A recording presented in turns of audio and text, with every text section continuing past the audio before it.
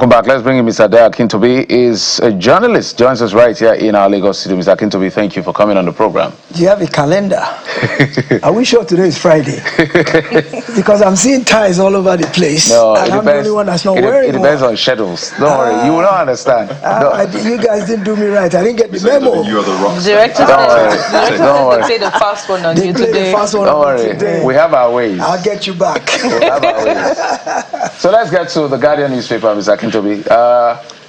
How old is African leaders, we just finished the AU summit, how old does presidents tighten grip on youngest continent?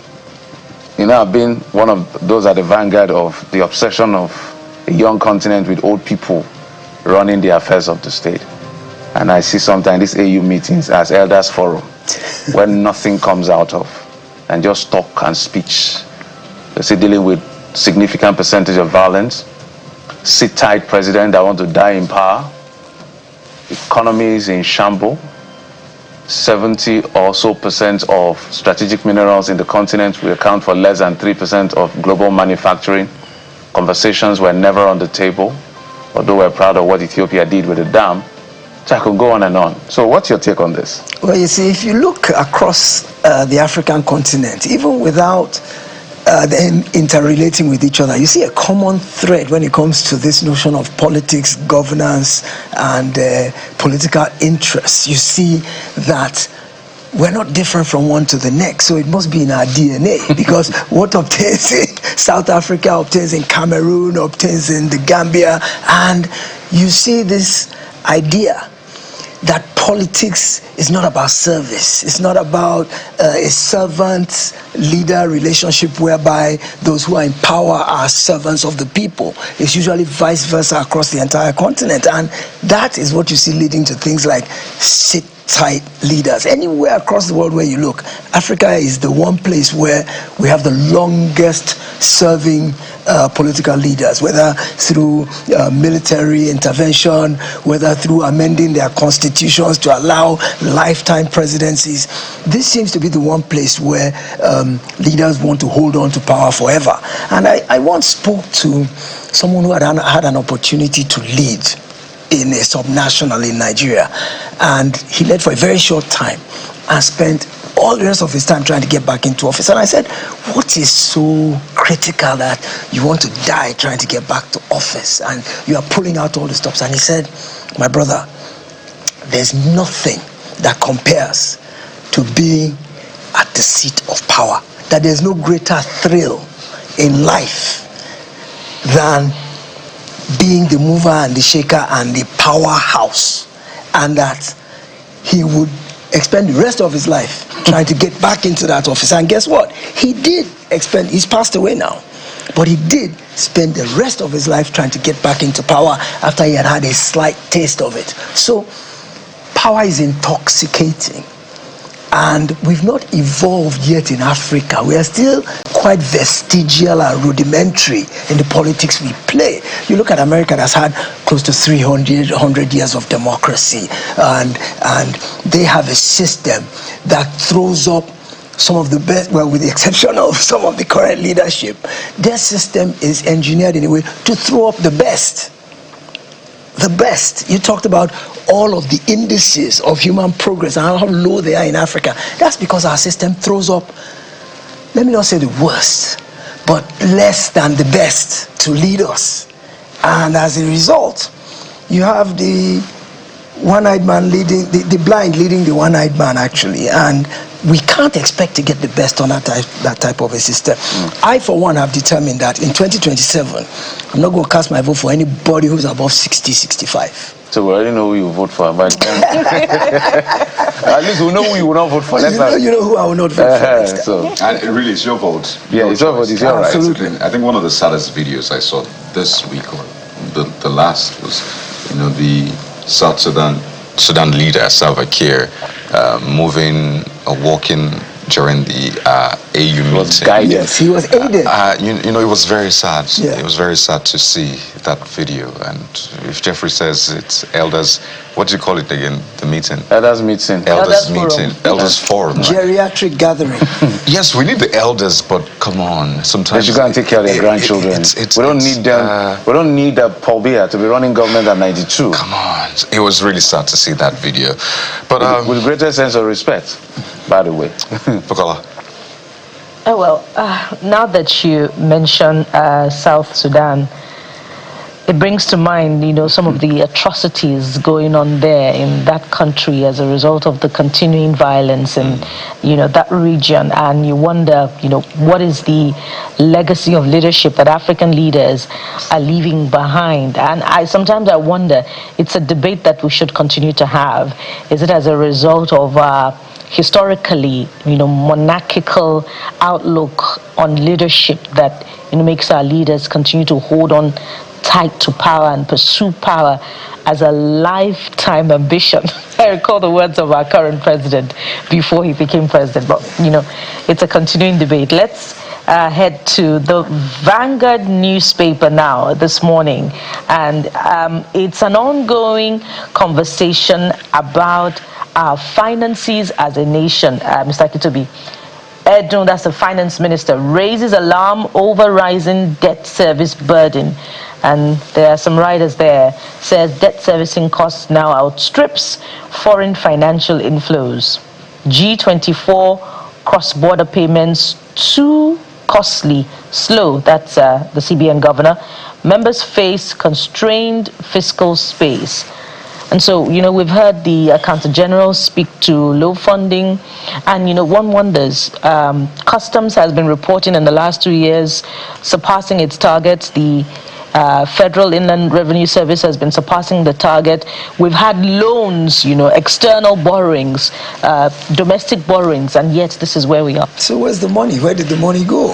I mean, we've had a bumper crop of revenue, and you've counted customs, inland revenue, subsidy savings, additional loans. Clearly, the situation we're in now indicates that we borrowed more. We've bitten off more than we can chew. We seem to have borrowed more than we can comfortably deal with. If the Minister of Finance is saying that debt servicing is taking up such a big chunk of our revenue that we don't have enough money for the basics. I mean, yesterday he was in front of the Senate, and part of what he was grilled about was the implementation of the 2025 budget. By the way, they're still running part of 2024 budgets, and still running part of 2025, and now we're past 2026. And we're in 2026. Yeah. So the issue is, they can't even remember the contractors' protest outside the FCT that they weren't getting paid. They're not even able to pay contractors. Payment to pensioners are falling back. And the president kind of alluded to that yesterday when he signed that executive order saying that all NNPC revenue must now go to the Federation account. They can't withhold any, although I have my problems with that, but that's an aside. I mean, the things the president signed in that executive order run counter to the tenets of the PIA.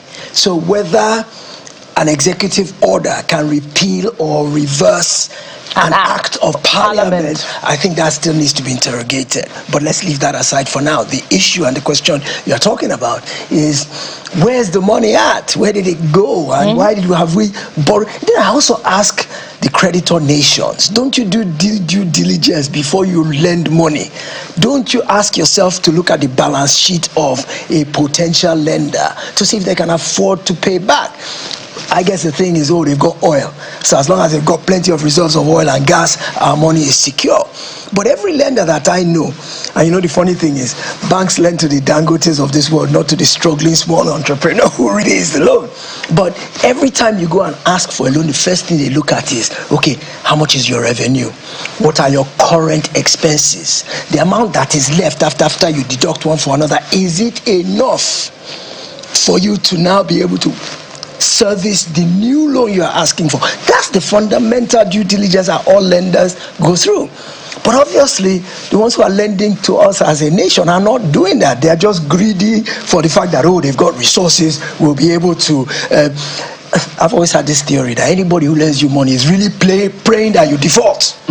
They don't want you. They don't really want you to pay. They are praying that you default because that collateralization is worth more than your ability to pay. Yeah, absolutely. So they really don't want you to pay. So they put you in a situation where they happily throw the money at you in the prayer that you default. That's where Nigeria is now. Our lenders are happily smiling to the bank, knowing that what they're going to get from our inability to pay will exceed what they would have gotten if we could pay. So of course they're encouraging, come and collect, and we are rushing and collecting, and here's where we are. We find ourselves in trouble.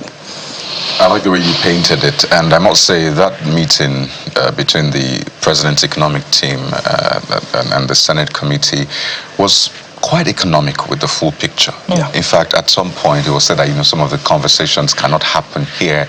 It must be in a smaller group. Yes. Yeah. And I'm thinking, no, wait. This is a conversation that concerns Nigeria. We have a budget of nearly 60 trillion naira, and we're not able to fund the budget, and the Senate is saying, should we cut it? And you say, well, some of these the projections, right, the oil output and all of that is such that we can have greater output, so we push ourselves. They are stretch figures so that we're able to meet the target. And FIR is saying, no, you can't have 10 naira and you're budgeting for 100 naira. So it was sort of like, what is going on with the economic team? Then the Minister of State for Finance says, we have started paying today. Yes. We've given, not like we're started paying today, it's just a statement to allay the fears of people. To give assurance, but in my mind, I'm like, we know how these things work. Absolutely. We know how these things work. So it wasn't convincing, I must say, from the President's economic team. That's I was horrified when Mr. Edu said, we'll talk about it in a closed session. No, talk about it here.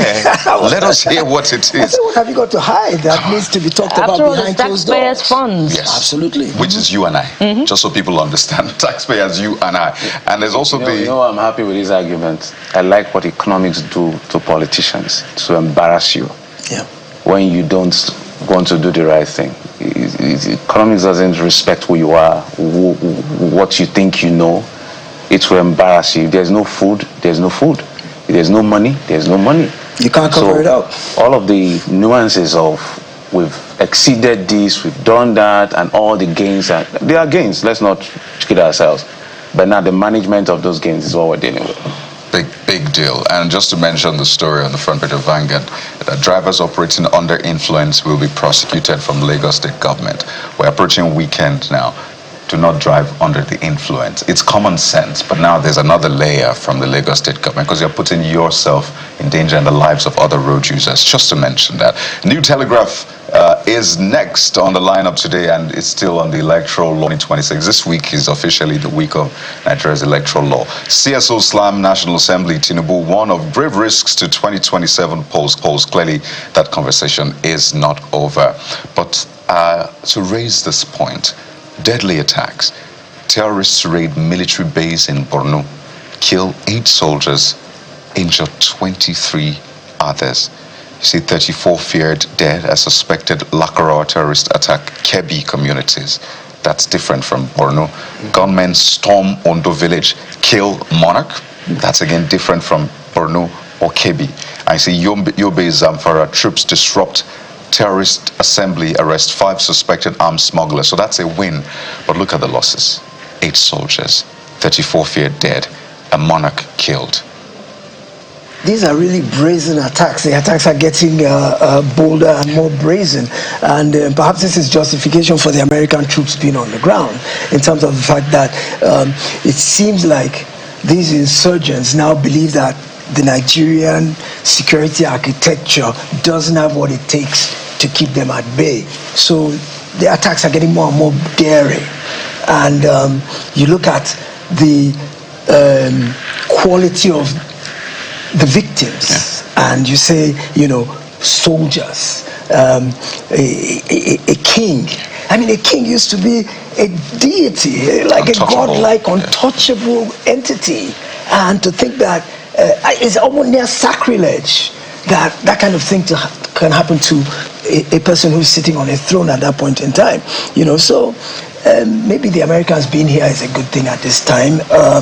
I was a bit concerned when they said they had boots on the ground. I thought all along it would be cooperation in terms of intelligence, technology, arms. Then I saw the actual just coming in, and I was a bit worried that this diminishes our sovereignty to some extent, because America never actually goes in somewhere except its interests are really very high. So I keep asking myself, what is America really after?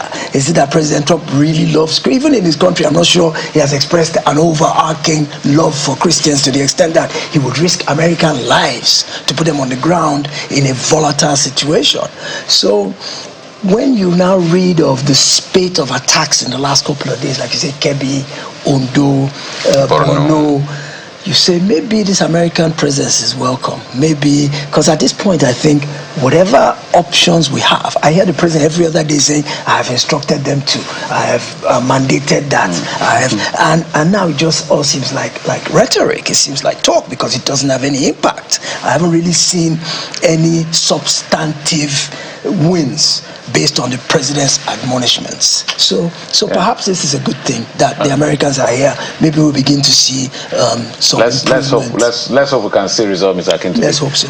Mr. Dai Akintobi is a journalist joining us right here in our Lagos City. Thanks as always. Don't worry about the memos. Just come the way you are. Journalist and part-time rock star.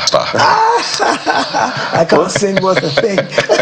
My friends used to say my voice is croaky, so I better not try and sing. Otherwise I might break Jeffrey's glasses over there. All right, let's take a break now. When we come back, we're going to talk about the executive order by the president that kind of, is it overriding the PIA, the subsidiary legislation overriding the Act of Parliament? That's an argument for another day. But I want to look at what exactly the president has done in terms of saying to the NNPC management, your management fee of 30%, no more. You can retain your 20%, and several other things that has to do with the subsector within the oil and gas industry. Stay with us. Mr. Kelvin Emmanuel, economist, will be joining us in just a moment. We'll be back.